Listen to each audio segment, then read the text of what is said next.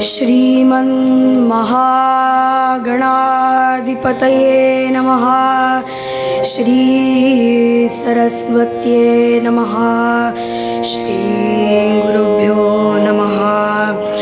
यदा लम्बोदरं हन्ति सतां प्रत्यूहसम्भवं तदा लम्बे दयालम्बं लम्बोदरपदाम्बुजं शारदा शारदाम्भोजवदना वदनाम्बुजे सर्वदा सर्वदास्माकं सन्निधिं सन्निधिं क्रियात्। नमस्तस्मै भगवते नारदाय महात्मने कामक्रोधविधीनाय ऋषीणां प्रवराय च। गुरुर्ब्रह्मा गुरुर्विष्णुः गुरुर्देवो महेश्वरः गुरुः साक्षात् परब्रह्म तस्मै श्री गुरवे नमः। आता दत्त महाराजांना आपण आगमन करूयात। अवधूत चिंतन श्री गुरुदेव दत्त श्री स्वामी महाराज की जय। अवधूत चिंतन दत्त दिगंबर याहो तुम्ही याहो। अवधूत चिंतन दत्त दिगंबर याहो तुम्ही याहो। प्रिय बालका सिद्धी सजाण्या आशीर्वाद द्याहो। प्रिय बालका सिद्धी सजाण्या आशीर्वाद द्याहो। रिद्धी सिद्धीच्या वरात वऱ्या करया हो तुम्ही याहो। रिद्धी सिद्धीच्या वरात वऱ्या करया हो तुम्ही याहो। बोल बोबडे कौतुक करुनी आशीर्वाद द्याहो। बोल बोबडे कौतुक करुनी आशीर्वाद द्याहो। बोल बोबडे कौतुक करुनी आशीर्वाद द्याहो।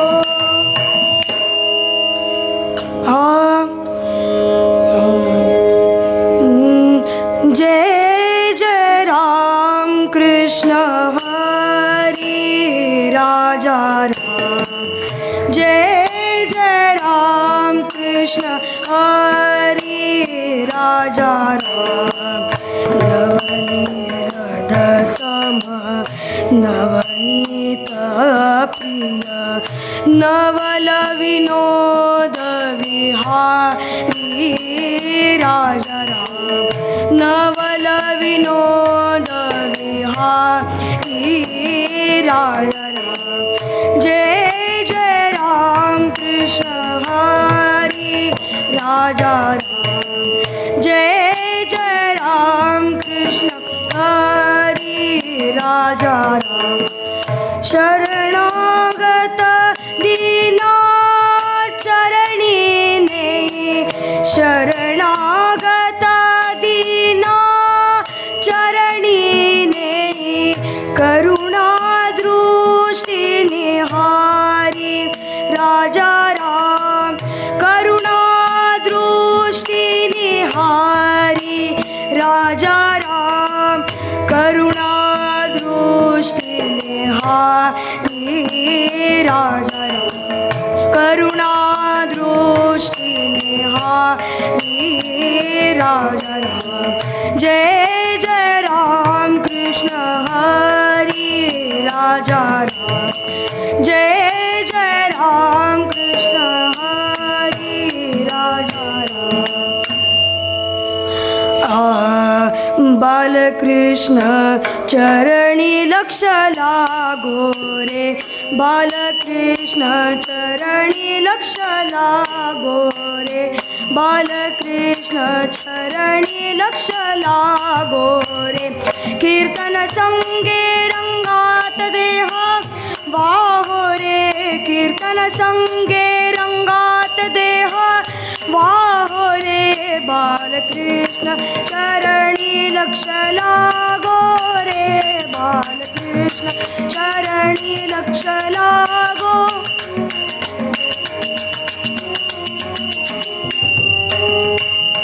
सद्रूप चिन्मय नारायण रूप ध्याऊ हो, सद्रूप चिन्मय नारायण रूप ध्याऊ. तन्मय होऊनी बलवंत प्रेमे गाऊ गाऊ, तन्मय होऊनी बलवंत प्रेमे गाऊ गाऊ. बालकृष्ण चरणी लक्ष लागो रे बालकृष्ण चरणी लक्ष लागो, चरणी लक्ष लागो, चरणी लक्ष लागो. श्रीराम जय राम जय जय राम म्हणा. श्रीराम जय राम जय जय राम, श्रीराम जय राम जय जय राम. श्रीराम जय राम जय जय राम. श्रीराम जय राम जय जय राम, श्रीराम जय राम जय जय राम. श्रीराम जय राम जय जय राम, श्रीराम जय राम जय जय राम. बोला पुंडली कवलदे हरी विठ्ठल श्री ज्ञानदेव तुकाराम.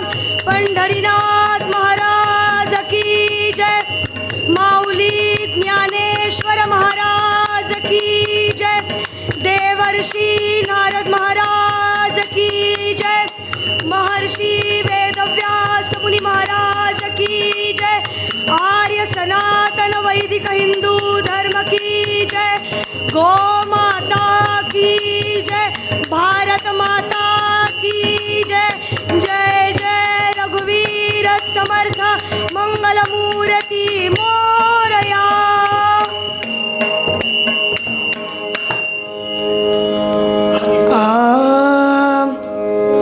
कीर्तनाच्या सुखे सुखी होय देव, कीर्तनाच्या सुखे सुखी होय देव. पंढरीचा रावा संगी असे, संगी असे. कीर्तनाच्या सुखे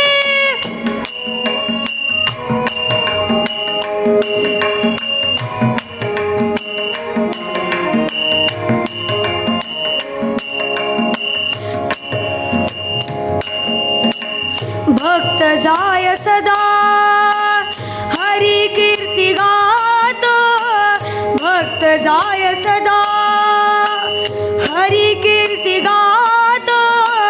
त्यास वे अनंत हिंडत असे, हिंडत असे. त्रैलोक्य भ्रमण करीत नारद, त्रैलोक्य भ्रमण करीत नारद. त्यास वे गोविंद फिरत असे, फिरत असे. कीर्तनाच्या सुखे सुखी होय देव, पंढरीचा राव संगी असे, संगी असे.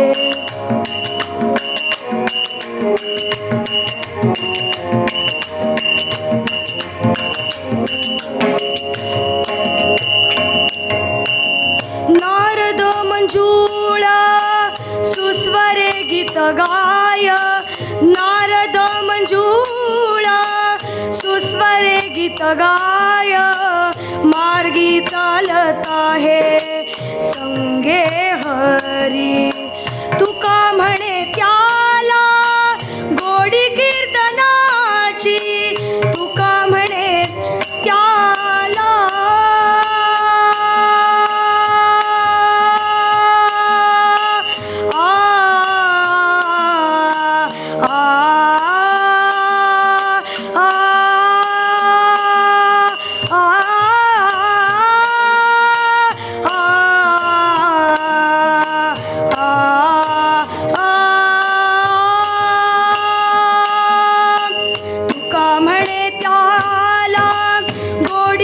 कीर्तनाची नाही आणि कांची प्रीती ऐसी प्रीती ऐसी प्रीती ऐसी कीर्तनाच्या सुखे सुखी होय देव पंढरीचा राव संगी असे संगी असे संगी असे संगी असे.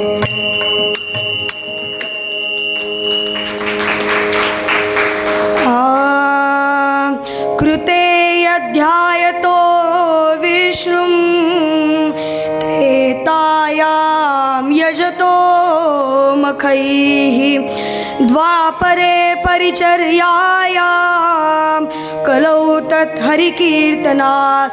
भगवान गोपाल कृष्ण महाराज की जय.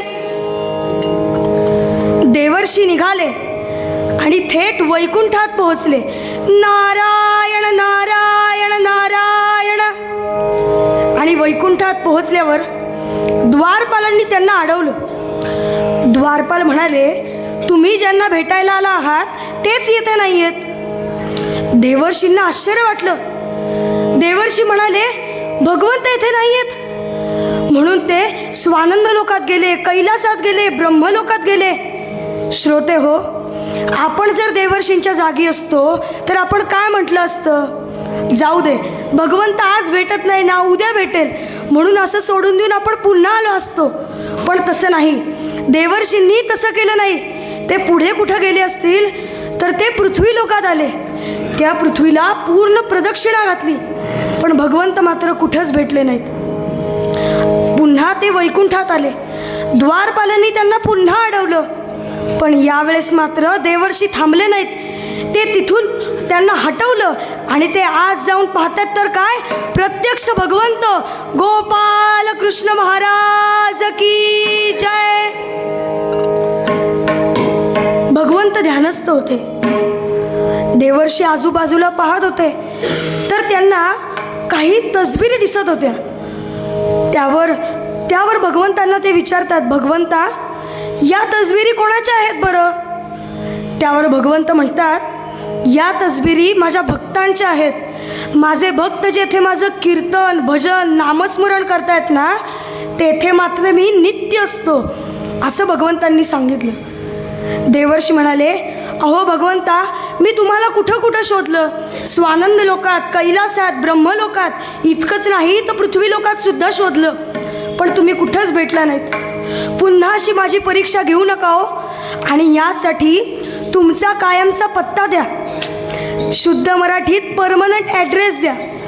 त्यावर भगवंत म्हणाले, नाहं वसामि वैकुंठे योगिनां हृदये रवौ मद्भक्ता यत्र गायन्ति तत्र तिष्ठामि नारद. देवर्षी नारद महाराज की जय. भगवंत म्हणाले, हे महात्मे, हे थोर संत पुरुष माझं कीर्तन करतात, भजन करतात. यानं काय होईल तर मी त्यांच्यावर प्रसन्न होईल, माझे त्यांच्यावर भरभरून आशीर्वाद असतील.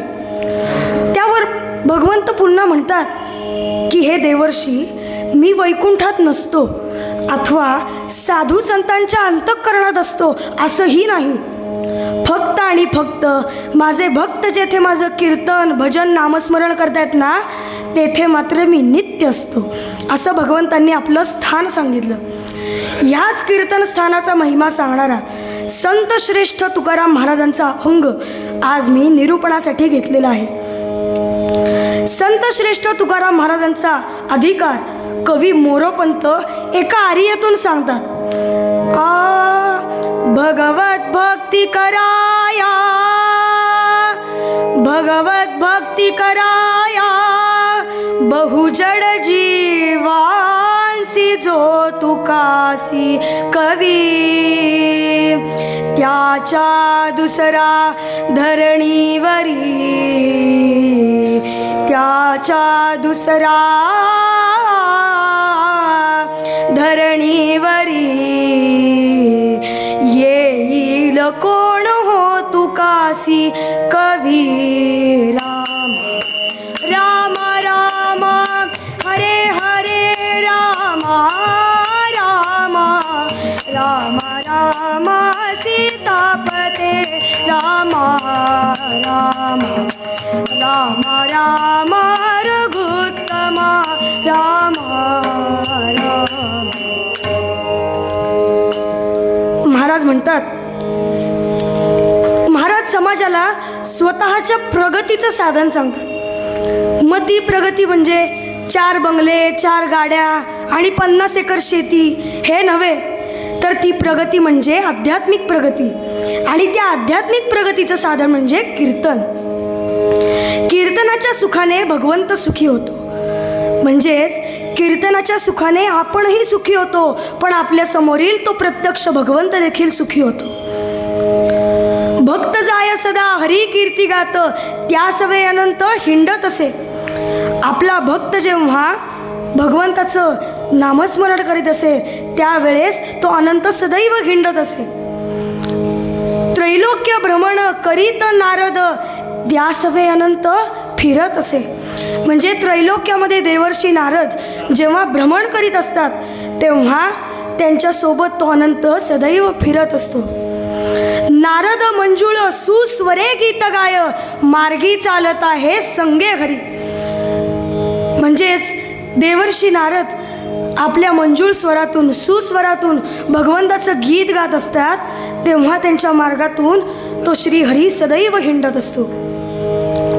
महाराज म्हणतात की भगवंताचं नामस्मरण आपण सर्वांनी घ्यावं व त्यातच आपला सर्वांनी वेळ घालवावा, कारण भगवंताला कशाचंही आकर्षण नाही आहे. आता कीर्तन या शब्दामध्ये कीर्त हा एक धातू आहे. मग त्याचा अर्थ काय की भगवंताची कीर्ती करणे, स्तुती करणे, प्रशंसा करणे, भगवंताचं गुणगान गाणे, ही सर्व भक्ती आहे.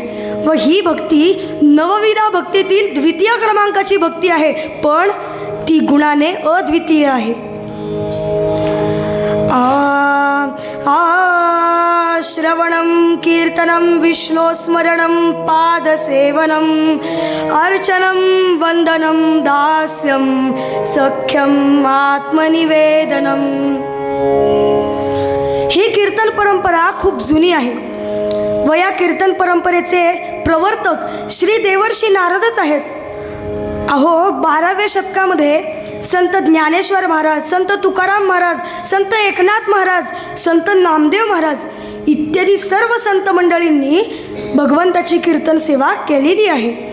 व त्यातील संत श्रेष्ठ तुकाराम महाराज त्यांनी ती कीर्तन परंपरा पुढे चालवलेली आहे.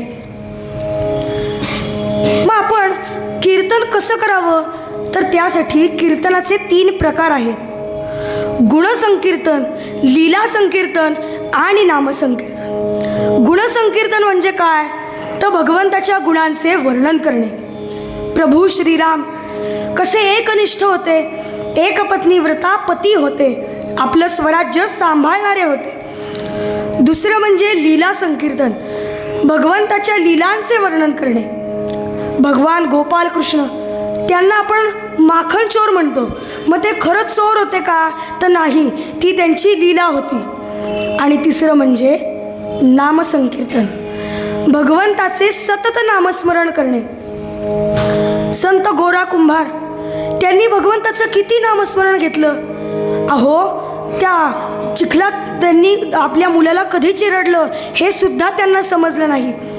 यावर रामदास स्वामी सुद्धा आपल्याला हेच सांगतात, अहो येता जाता उठत बसता कार्य करिता, सदा घेता देता वदनी वदता ग्रास गिळता, घरी दारी शय्येवरी रती सुखाचे अवसरी, समस्तांची लज्जा त्याजुनी भगवत चिंतन करी. जय जय रघुवीर समर्थ. मी तुम्हाला नामसंकीर्तन यावर एक कथा सांगतो. संत श्रेष्ठ तुकाराम महाराजांचं देहूमध्ये कीर्तन सुरू होतं आणि त्या कीर्तनाला विशेष उपस्थिती शिवबांची होती आणि ते कीर्तन झालं. आता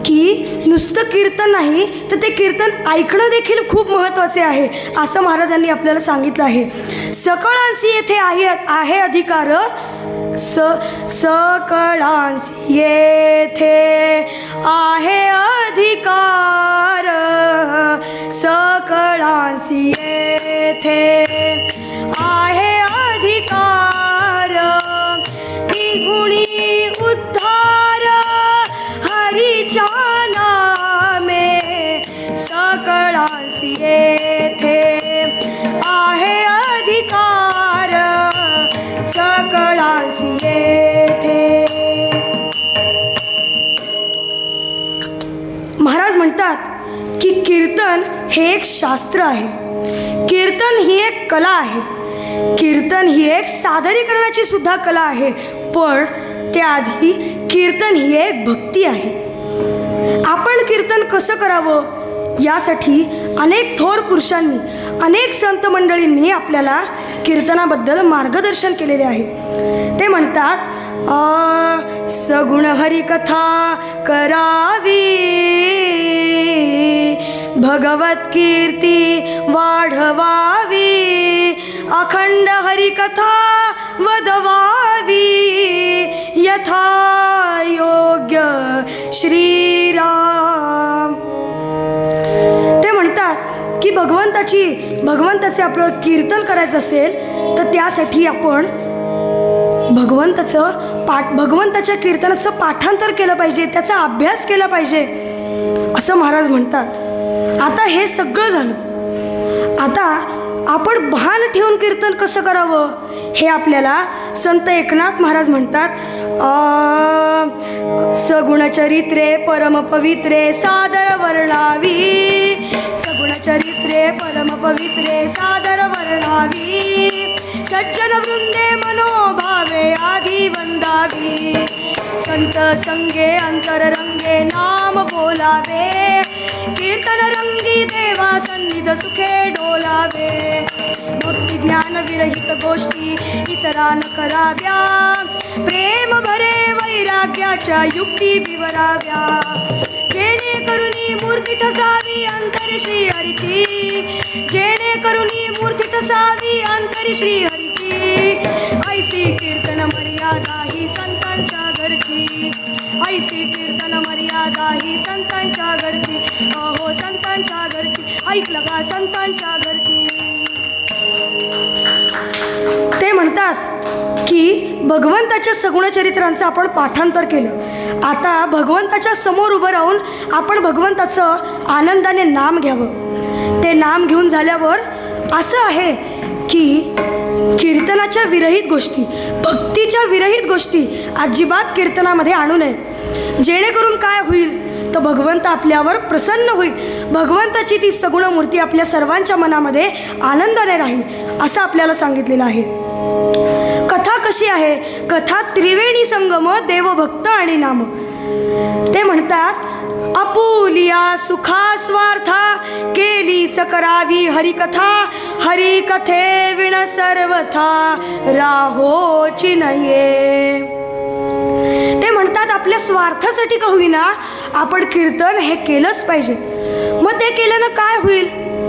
कीर्तने महादोष जाती, कीर्तने पाविजे उत्तम गती, कीर्तने होये भगवत प्राप्ती, यदर्थी संदेह नाही. कीर्तन केल्याने आपली सर्व दोष, आपली सर्व महापाप ही नाहीशी होऊन जातील आणि ती नाहीशी झाल्यामुळे आपल्याला उत्तम गती प्राप्त होईल, भगवंताची देखील प्राप्ती होईल, यात कुठलाही संशय नाही असं आपल्याला सांगितलेले आहे. मग आता भगवान गोपाल कृष्ण मात्र म्हणतात सततं कीर्तयन्तो मां यतन्तश्च दृढव्रताः नमस्यन्तश्च मां भक्त्या नित्ययुक्ता उपासते. ते म्हणतात हे महात्मे, हे थोर संत पुरुष माझं कीर्तन करतात, भजन करतात, यानं काय होईल तर मी त्यांच्यावर प्रसन्न होईल. का प्रसन्न होईल?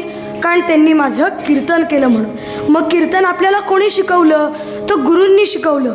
तसंच मला इथे नारद मंदिरामध्ये सुद्धा अनेक गुरूंनी इथं कीर्तन शिकवलेलं आहे.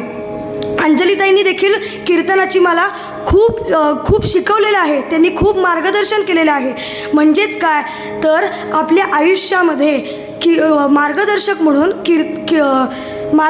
म्हणून गुरु हा हवाच असतो. आणि नामदेव महाराजांनी म्हटल्याप्रमाणे नामदेवाची अमृततुल्यवाणी ऐकोनी नयनी येतं पाणी, असे ज्यांच्या कीर्तनाचे वर्णन केले जाते असे नामदेव महाराज यांना अनुग्रह सद्गुरूंनी कसा दिला हे आपण आता आख्यान भागात पाहूया.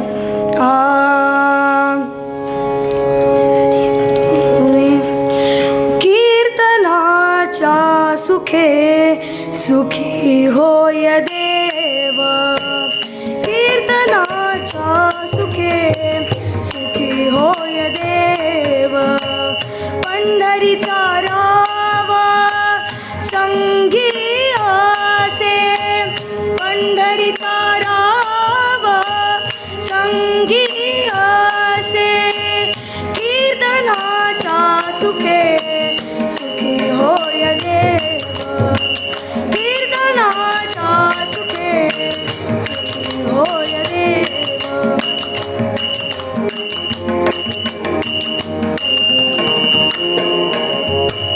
तुका म्हणे त्याला गोडी कीर्तनाची, तुका म्हणे त्याला गोडी कीर्तनाची. नाही आणि कांची प्रीती ऐसी, कीर्तनाच्या सुखे सुखी होय देव, कीर्तनाच्या सुखे सुखी होय देव. कीर्तनाच्या सुखे, कीर्तनाच्या सुखे, कीर्तनाच्या सुखे सुखी होय देव. कीर्तनाच्या प्रथेप्रमाणे थोड्या वेळ भजन करूयात. जय जय गुरु महाराज गुरु, जय जय परब्रह्म सद्गुरु, जय जय गुरु महाराज गुरु, जय जय परब्रह्म सद्गुरु. म्हणा गुरु महाराज गुरु, जय जय परब्रह्म सद्गुरु, जय जय गुरु महाराज गुरु, जय जय परब्रह्म सद्गुरु, जय जय गुरु महाराज गुरु, जय जय परब्रह्म सद्गुरु. गुरु महाराज गुरु, जय जय परब्रह्म सद्गुरु, जय जय गुरु महाराज गुरु, जय जय परब्रह्म सद्गुरु, जय जय गुरु महाराज गुरु, जय जय परब्रह्म सद्गुरु. गुरु महाराज गुरु, जय जय परब्रह्म सद्गुरु. गुरु महाराज गुरु, जय जय परब्रह्म सद्गुरु. गुरु महाराज गुरु, जय जय परब्रह्म सद्गुरु, जय जय गुरु महाराज गुरु, जय जय परब्रह्म सद्गुरु, जय जय गुरु महाराज गुरु, जय परब्रह्म सद्गुरु, जय जय गुरु महाराज गुरु, जय जय परब्रह्म सद्गुरु. पुंडलिक वरदे हरी विठ्ठल, श्री ज्ञानदेव तुकाराम. पंढरीनाथ महाराज की जय, माऊली ज्ञानेश्वर महाराज की जय, देवर्षी नारद महाराज की जय. जय जय रघुवीर समर्थ.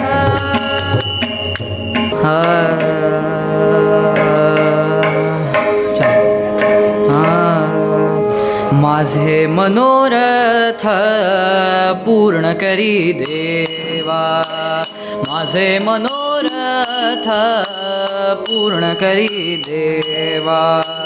केशवा माधवा नारायणा, माझे मनोरथ पूर्ण करी देवा, माझे मनोरथ पूर्ण करी देवा. नाही नाही माझ आणिक सोयरा, नाही नाही माझ आणिक सोयरा. न करी अवहेरा पांडुरंगा, पांडुरंगा.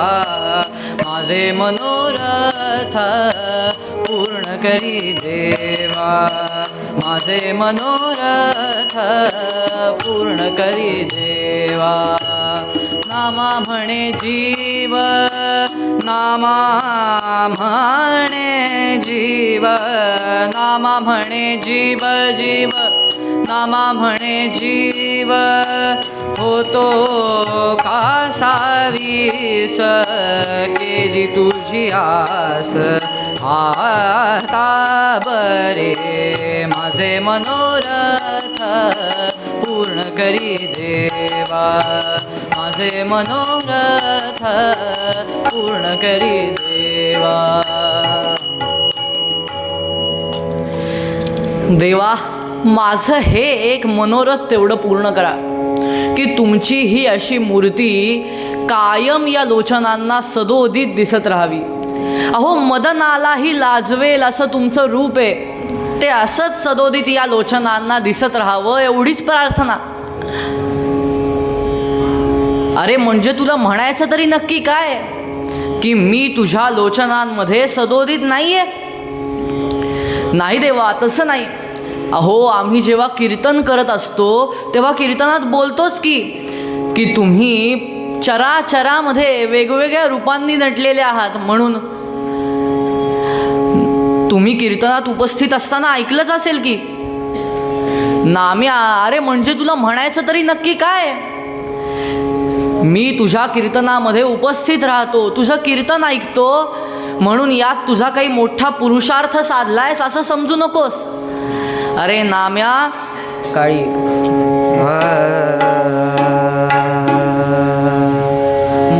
मध्यम मध्यम जरी वाजवी मी कीर्तनात मागे उभा राहून या टाळ तुझ्या संगे तरीन काही पुरुषार्थ यात झाला तरीन काही पुरुषार्थ यात झाला सगुण भक्तीचा खेळ मात्र केला सगुण भक्तीचा खेळ मात्र केला. हा फक्त सगुण भक्तीचा खेळ आहे नाम्या बाकी काही नाही. देवांचे हे उद्गार ऐकले आणि मात्र नामदेवरायांच्या गंगा यमुना वाहू लागल्या. त्यांचा नकळत अभिषेक पांडुरंगांच्या चरणांवर झाला. पांडुरंग चटकन पुढे झाले आणि पटकन आपल्या शेल्याने त्यांचे लोचन पुसले. म्हणाले अरे नाम्या तुला दुखावणं हा माझा काही उद्देश नाही रे. नाम्या तू इतका भक्त श्रेष्ठ असून सुद्धा त्या द्वैतातच जेव्हा अडकलेला दिसतोस तेव्हा माझा जीव कासावीस होतो रे नाम्या.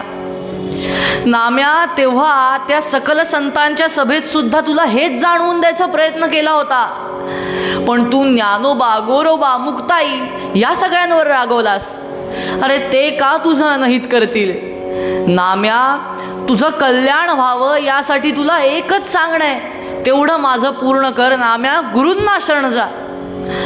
गुरूंना शरण गेल्याशिवाय कोणीही हा तुझा द्वैत दूर करू शकत नाही नाम्या म्हणून गुरूंना शरण जा.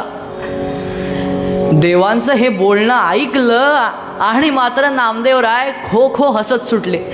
हो देवा तुम्ही मला गुरूंना शरण जायला लावताय पण तुम्ही मला त्याकरता त्या जडजंबाल तत्वज्ञानात का ढकलू पाहताय? अहो मला त्या तत्वज्ञानात काही एक रस नाही. देवा माझ्या भक्तीत जेवढा रस आहे ना माझ्या भक्तीत जो आनंद आहे ना तो त्या तत्वज्ञानात काडी मात्र नाही. ती नुसती पोपटपंची आहे बघा मला तिकडे पाठवू नका. आता देव थोड्या रागावलेल्या स्वरात म्हणाले अरे नाम्या मग इतका खटाटोप तरी कशाला केलास? तुला असं वाटतंय ना तर मग हा तुझा जो विचार आहे तो एकांगी आहे एकदेशी आहे चुकीचा आहे. तू अर्धाच विचार करतोयस. अरे नाम्या तुला वाटतंय की मला परमार्थ करायचा आहे म्हटल्यावर मी फक्त भक्तीवरच सगळं भागवून नेईन तर तसं नाही आहे. अरे नाम्या परमार्थ करणं म्हणजे खीर खाण्यासारखं आहे बघ. कसं आहे खीर खाण्यासारखं आहे. अरे नाम्या आत्ता तुझ्याकडे ते भक्तिरूपी दूध आहे बघ भक्तिरूपी दूध आणि तुला जर खीर प्यायची आहे तर मग त्यामध्ये तुला अद्वैत रूपी साखर पाडायची आहे, तीच तू पडून देत नाहीयेस नाम्या, तीच तू पडून देत नाहीयेस. ती अद्वैत रूपी साखर एकदा का पडली आणि तुझ्या अहंकार रूपी शेवया एकदा कडामकुडूम मोडल्या आणि त्याच्यात एकदा गेल्या की मग काय होणार आहे, तर ती खीर तयार होणार आहे आणि ती गोड अशी खीर तू पिणार आणि मग तुला तृप्तीचे ढेकर यायला लागतील नाम्या, तृप्तीचे ढेकर यायला लागतील. म्हणून नाम्या काय कर, गुरूंना शरण जा. देवा, तुम्ही जे बोलताय ते मला सगळं पटलं. मला कळलं की गुरूंना शरण गेल्याशिवाय आपल्या आयुष्याचं काही एक होणार नाही. मग माझ्या एका प्रश्नाचं उत्तर द्या बरं. आपली अनुमती? हो हो आहे, बोल. देवा, मला सांगा की गुरुपरंपरा कुठून चालू झाली? आदिनाथांपासून, म्हणजे शंकरापासून. मग देवा मला सांगा, त्यांनी कुणाकडून अनुग्रह घेतला? तसंच जमदग्नी, भृगू इत्यादी ऋषींनी कुणाकडून अनुग्रह घेतला? कुणाकडूनच नाही. तरी ते मोठे झालेच, जगद्वंद्य झालेच. मग देवा, तुम्ही मला कोण काय त्या सद्गुरूंना शरण का जायला लावताय? आणि जर तुम्हाला हा संस्कार 16 संस्कारांपैकी एक वाटतच असेल आणि आजच्या मराठीत कंपल्सरी वाटत असेल, तर मग काय करा, तुम्हीच माझे गुरु हा ना. असेल करणे गुरु तरी तुम्हीच व्हा हो मला, उगीच दुसऱ्याकडे करीन बोट हे विठ्ठला. जलार्थ तटी बैसला तृषित त्यासी गोदावरी, कृपा शरण जावया कथिल काय देवा तरी. अहो देवा, मला सांगा की जर गोदावरी नदीच्या काठी एखादा तहानलेला माणूस बसला तर मग कधी ती नदी त्याला म्हणत नाही, अरे बाबा इथं कशाला आलायस, इथं नको येऊस, जा त्या विहिरीकडे जा, आडाकडे जा किंवा पोहऱ्याकडे जा, कुठंही जा, पण इथलं पाणी पिऊ नकोस, असं ती कधीच ज्याप्रमाणे म्हणणार नाही. उलट अर्थी ती काय करेल, तर त्याला तहान भागवेल आणि त्याचं पोट भरवून टाकेल पाण्याने, तिच्या गोड पाण्याने तोंड भरून टाकेल, पोट भरवून टाकेल. ती त्याला जा म्हणणार नाही. अहो मग देवा, याचप्रमाणे तुम्हीही सर्व शक्तिमान आहात, तुम्हीच या सगळ्या ज्ञानाचा आगर आहात. मग म्हणल्यावर देवा, तुम्ही मला कोण काय त्या सद्गुरूंना शरण का जायला लावताय? तुम्हीच माझे व्हा गुरु, मी तुमचा शिष्य, मला शिकवा. अरे नाम्या, तुला असं वाटतंय तर ते चुकीचं आहे, ठार खोटं आहे. अरे ज्याप्रमाणे सूर्यकिरण आल्याशिवाय आपल्याला आपल्या आजूबाजूचा परिसर दिसू नाही शकत. आजकालचा जर आपण काळ सोडला तर, कारण आजकालच्या काळामध्ये असे लाईट, हॅलोजन सगळं आहे, त्यामुळे आपल्याला सूर्याच्या प्रकाशाची गरज आहे, पण इथे नाही. पण त्या काळात तसं नव्हतं. त्या काळामध्ये सूर्याच्या प्रकाशाच्या शिवाय आपल्याला बाहेरचं दिसायचं नाही. मग तसंच देव काय म्हणतायत, तर अरे नाम्या, ज्याप्रमाणे एखादा सूर्यकिरण आल्याशिवाय तुला परिसराचं, सभोवतालच्या परिसराचं निरीक्षण करता येत नाही, पाहता येत नाही तो प्रदेश, त्याचप्रमाणे ते किरण कोण आहेत, तर ते सद्गुरू आहेत. ते किरण, सद्गुरू रूपी किरण आल्याशिवाय तुला चराचरातला मी दिसणार नाही. चराचरातल्या मला पाहायचं असेल तर नाम्या काय कर, सद्गुरूंना शरण जा. अरे तुला चराचरातला मी स्वतः मी दाखवू शकत नाही, त्यासाठी तुला सद्गुरूंनाच शरण जावं लागेल. तेच तुला माझ्या चराचरातल्या रूपाचं दर्शन दाखवतील. यासाठी नाम्या सद्गुरूंना शरण जा, सद्गुरूंना शरण जा. नामदेवराय थोडे रागावले, पण सगळ्या भावनांचं मिश्रण तिथे झालं. ते रडायला लागले, म्हणाले की देवा, अहो तुम्हाला मला दूरच सारायचंय असं दिसतंय. अहो आज तुम्ही निर्धारच करून आलेला दिसताय की मला तुम्हाला आज तुमच्यापासून दूर करायचंय. नाही रे नाम्या, तसं नाही. अरे नाम्या, हे पहा, ज्या पद्धतीने एखाद्या आईला आपल्या मुलीला सासरी पाठवायचं असतं, पण सासरी पाठवताना तिला दुःख तर होत असतं, पण सासरी पाठवण्यात मुलीचं कल्याण आहे हेच त्या आईनं हेरलेलं असतं. तिला माहीत असतं की मुलीचं तिकडे जाण्यात कल्याण आहे, म्हणून ती तिला कधीच अडवत नाही. अरे तद्वतच नाम्या, इथे सुद्धा पहा, मला तू माऊली म्हणतोस ना रे, माऊली म्हणतोस मला, आणि मग मी तुझी आईच झालो. मग अरे तुला गुरुला पाठवण्यात मलाही तुझा विरह जो आहे तो सोसवणार नाही आहे, झेपणार नाही आहे, पण तरीही तुझं त्यात कल्याण आहे म्हणून मला तुला तिथे पाठवावं लागणार आहे. आता नामदेवराय अवाक झाले. त्यांच्याकडे काहीही उत्तर नव्हतं, काही प्रश्न नव्हता. नामदेवराय शुद्ध हरपल्यासारखे आपल्या गुडघ्यावर खाली पडले. त्या भगवंतांच्या मुखाचं ते मुखावलोकन करू लागले, मुखाचं अवलोकन करू लागले. एखादा चातक ज्याप्रमाणे पावसाच्या पाण्याकरता फार वेळ तो काय करतो, तर तो खूप वेळ त्यासाठी तो खूप वेळ वाट पाहतो, त्या पाण्यासाठी वाट पाहतो, त्याप्रमाणे इथे नामदेवरायांचं झालं होतं. नामदेवराय इथे भगवंतांचा विरह ही कल्पना त्यांना सोसवणारीच नव्हती. तरी कसं बसं ते आपल्या वाणीत बळ आणत म्हणतात की देवा, आता जायचं कुठे हे तरी सांगाल का? औंढ्याला. औंढा? हो, हे गावाचं नाव तर कधी ऐकलं सुद्धा नाही. सांगतो नाम्या, तुला सगळं सांगतो.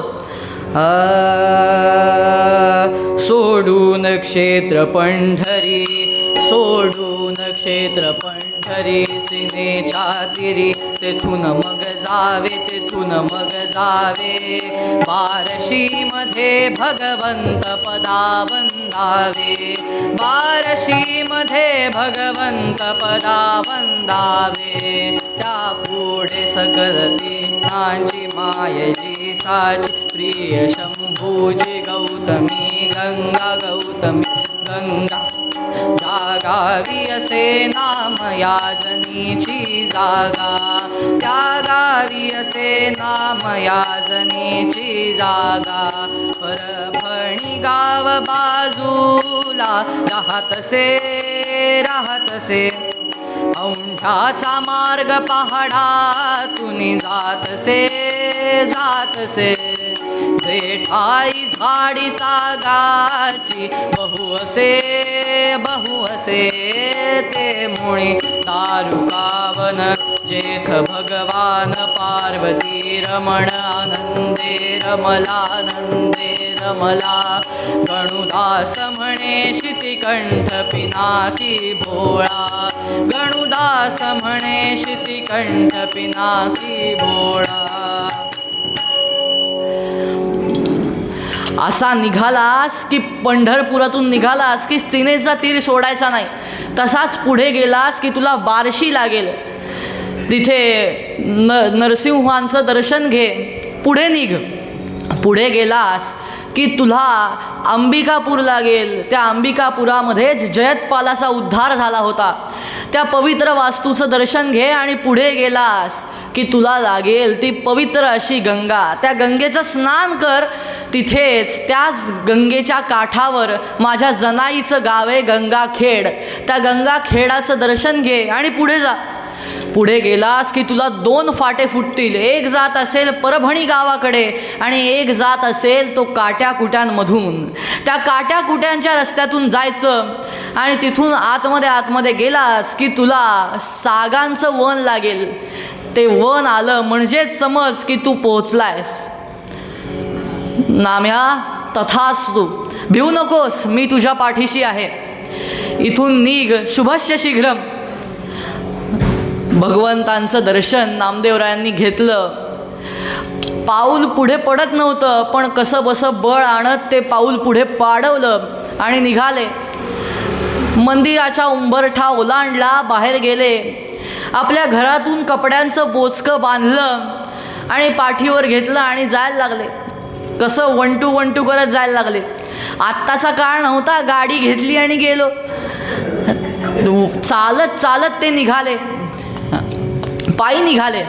मजल दरमजल करत करत करत काठ्या कुट्यांमधली वाट तुडवत तुडवत तुडवत ते पुढे निघाले. आणि शेवटी ते त्या औंढ्यामध्ये पोहोचले. ते दगडामध्ये सुबक कोरलेलं असं मंदिर पाहिलं आणि नामदेवरायांचं मन मोहलं गेलं.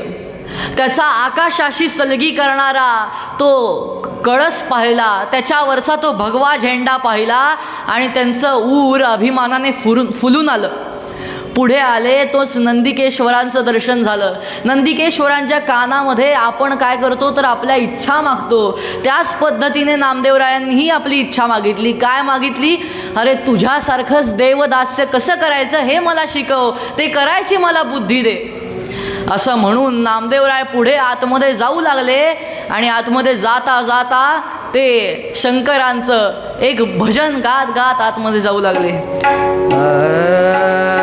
सा नी ध धनी सारे नी रे सा सारे म प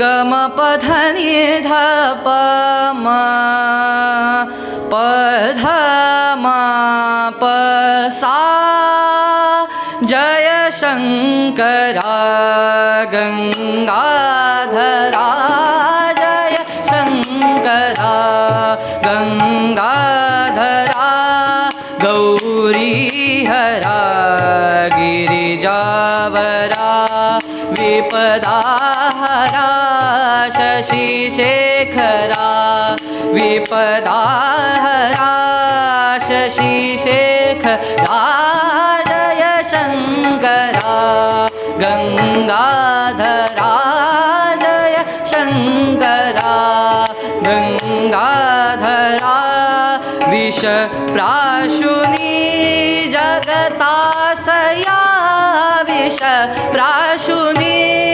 जगतासया दिधली सुधा करुणा करा जय शंकरा गंगाधरा जय शंकरा गंगाधरा शंकरा जय शंकरा जय शंकरा गंगाधरा.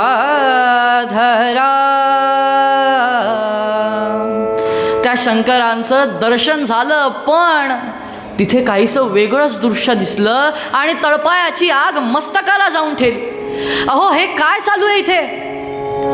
अहो इथल्यासारख्या पवित्र वास्तूमध्ये हे असं दृश्य आम्हाला दिसावं? अहो तुमच्यासारख्या वयस्क माणसांनी आम्हाला काही शिकवावं, आम्ही तुमच्याकडे पाहून काही शिकावं, तर आम्ही हे असं शिकावं का? शिव शिव शिव शिव शिव. अहो असं कोण कधी करतं का? अहो शुद्धी अशुद्धी काही भान आहे का नाही? शुद्धीत आहात की नाही तुम्ही? नामदेवरायांची तळपायाची आग मस्तकाला जाऊन ठेली होती. काय झालं होतं बरं असं तिथे? शुद्धीतना दिसतसा मजला तुम्ही हो, ठेवियले पद कुठे ते पहा हो. जोड्यास तेल दिधले मृदू तो कराया, ते लागले प्रभुवरावरती गळाया. सद्गुरुनाथ महाराज की जय. अहो असं काय झालं होतं तिथे? तर एक वयस्क माणूस आपल्या चपला घालून त्या गर्भगारामध्ये आले होते.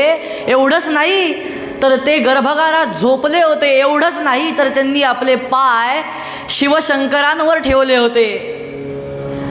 त्या चपलांना तेल लावलं होतं, कारण त्या चपला मृदू व्हाव्यात म्हणून. आणि तेच चपलांवरचं तेल शंकरांवर गळत होतं. नामदेवराय असं म्हणाल्यानंतर ते वयस्क म्हणतात की बाळा, अरे शुद्धी अशुद्धी हे नक्की काय असतं ते जरा समजावून सांगशील का रे? नामदेवराय थोडेसे मागे हटले आणि मनाशीच विचार करतायत, हेच जर विसोबा खेचर असतील तर? अहो काही शिकण्यापेक्षा काही शिकवावं लागेल असं दिसतंय. असं म्हणून नामदेवराय पुढे झाले आणि म्हणाले, अहो हे चुकीचं आहे. तुम्ही पाय आपले त्या शंकरांवर ठेवलेत, त्या पिंडीवर ठेवलेत. नाम्या, आधी मला सांग की तुझे पाय कशावर आहेत? जमिनीवर. ती जमीन मंदिरातली कशाची बनली आहे? दगडाची. माझे पाय कशावर आहेत? शिवपिंडीवर. मग मला सांग ती शिवपिंड कशाची बनली आहे? दगडाची. तुझे पाय कशावर आहेत? दगडावर. माझे पाय कशावर आहेत? दगडावर. मग मला सांग यात काय फरक? तुझे पाय ही दगडावर आहेत, माझे पाय ही दगडावर आहेत. यात फरक काय ते मला सांग. नामदेवराय अवाक झाले आणि म्हणाले, पुढे विसोबा खेचर म्हणतायत की आता जर तुला काही वाटतच असेल तर हे चरण तूच उचल आणि बाजूला नेऊन ठेव. नामदेवराय खाली वाकले, ते पाय उचलले आणि बाजूला ठेवायला जातायत तोच कुलाल चक्रा परितो, कुलाल चक्रा परितो, कुलाल चक्रा परितो, पद धरुनी लागला फिराया ते. परी शिवलिंगा वाचुनी, परी शिवलिंगा वाचुनी, एकही स्थान गवसेना त्या ते. रामा रामा रामा हरे हरे रामा रामा रामा रामा सीतापते रामा रामा रामा रामा हरे हरे रामा रामा. नामदेवराय ते चरण उचलून जिथे ठेवू पाहतायत तिथून जमिनीतून एक नवं शिवलिंग येतंय आणि त्यांचे चरण पुन्हा आपल्या मस्तकावर घेतंय. नामदेवरायांनी अख्खा त्या गाभाऱ्याचा कोनाडा कोनाडा सगळा पाहून पाहिला, पण कुठेही एक अशी जागा नव्हती की जिथे शंकर नाहीत. शेवटी विसोबा खेचर म्हणाले की अरे बाबा किती फराफरा ओढतोस, वयस्कर झालोय रे मी, पाय दुखायला लागले, आता ठेव बाबा कुठेतरी एकदाचे. आणि थोड्या वेळाने तेच म्हणतात की नाम्या, मिळाली का रे भगवंत नसलेली जागा मिळाली? नामदेवराय ते चरण खाली ठेवायच्या ऐवजी तेच चरण उचलून आपल्या मस्तकावर ठेवतात आणि म्हणतात की मला माफ करा, तुम्हाला ओळखण्यात माझी चुकी झाली. तुम्हाला नाही नाही ते रागाच्या भरात मी बोलून गेलो. तुम्ही फार मोठे सत्पुरुष आहात. पुढे ते सत्पुरुष म्हणतात, म्हणजेच विसोबा खेचर म्हणतात, अरे नाम्या, इतकं झालं तरीही तू अजून त्या द्वैतातच अडकलेलास. अरे मला आठवतंय भगवंतांनी सांगितलं होतं की तुला मी तू हे शब्दच मुळी द्वैताचे द्योतक आहेत. मग नाम्या, त्या द्वैताला तू अजून सोडलं नाहीस, इतकं होऊन सुद्धा. नाम्या, अरे त्या द्वैताचा उपयोग फक्त व्यवहारापुरताच कर, त्या अद्वैताचा आनंद घे. काय म्हणाले? मध्यम सिद्ध ज्ञानाभिमतटा निकट ब्रह्मांड हिरे पंढरी, जीवांचा समुदाय हाच महिचा विटे उभा श्रीहरी. येथीचा मुनिपुंडलिक समजे सद्भाव हा राजसा, तेथीचा झणी होय वार करीतू सेवी सुभक्ती रसा. सद्गुरुनाथ महाराज की जय.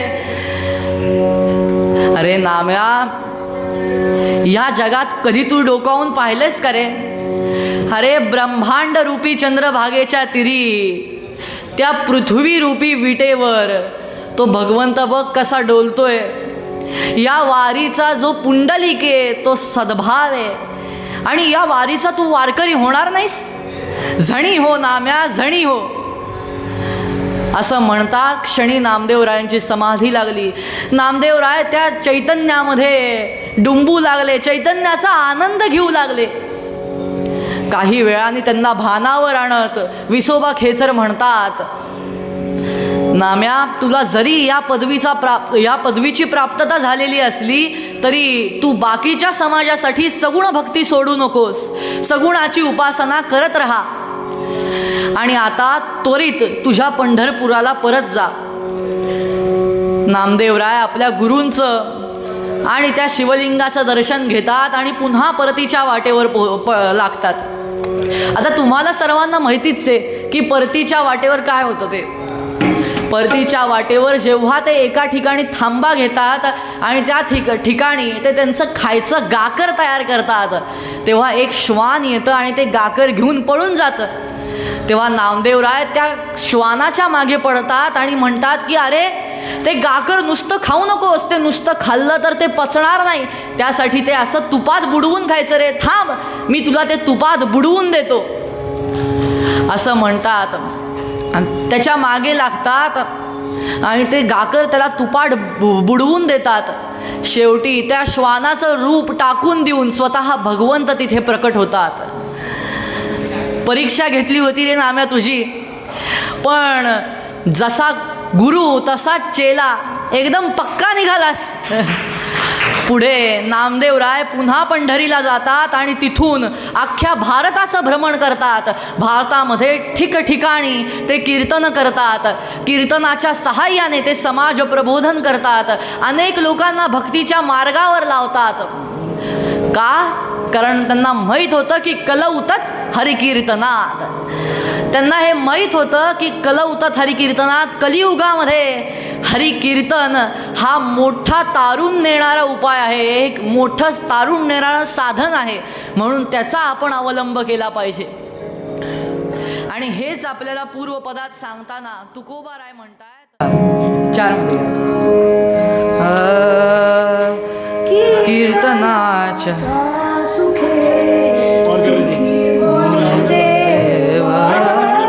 कीर्तनाच्या जनी नामयाची रंगली कीर्तनी, कीर्तनाच्या सुखे सुखी होय देव, कीर्तनाच्या सुखे सुखी होय देव. पंढरी साराव संगे असे, पंढरी साराव संगे असे, कीर्तनाच्या सुखी होय देव, कीर्तनाच्या सुखी होय देव.